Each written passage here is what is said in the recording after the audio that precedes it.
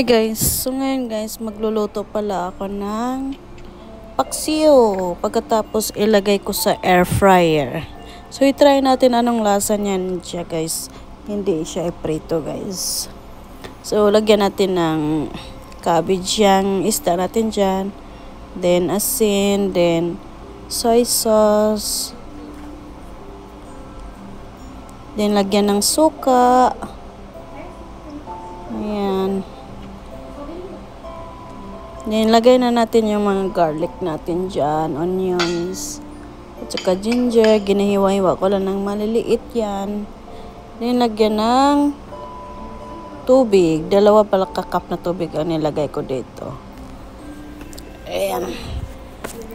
Takpan na natin. Ayan na yung tsura niya guys. Tapos na ito guys, ilagay na natin ito sa air fryer. So, pinahiran ko lang itong konti ng oil dyan sa air fryer. Then, ilagay lang natin itong luto na fish dito. Ilapag lang natin to lahat. So, medyo ngayon lang ako nakakain ng paksiw talaga. Ilang taon na. So, try ko lang yan siya. Pagkatapos lulutuin na natin ulit. Lagay natin dito sa air fryer. Tingnan yung tsura niya guys. Pwede naman siya kaunin kung paksiw lang. Pero gusto ko kasi crispy. Ayan. Lagay natin dyan. Baliktarin natin saglit. Ayan. Ito na yung tsura guys. Luto na ito guys. Kasi kung iprito ko kasi magtalsik-talsik ka na namang oil. Ayan.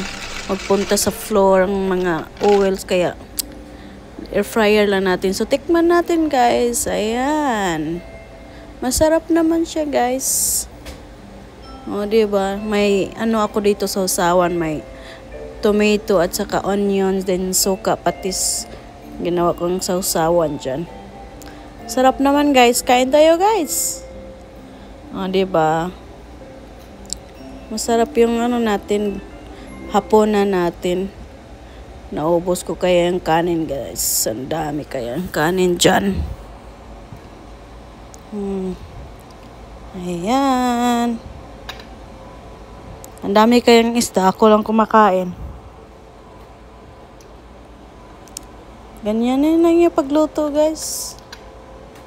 Medyo mahirap talaga magluto sa cast iron guys. Hindi ako marunong gumamit nun.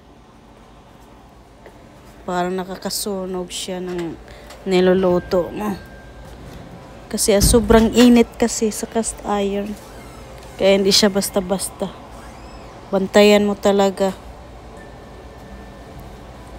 Oh, grabe oh. Mukbang na tayo.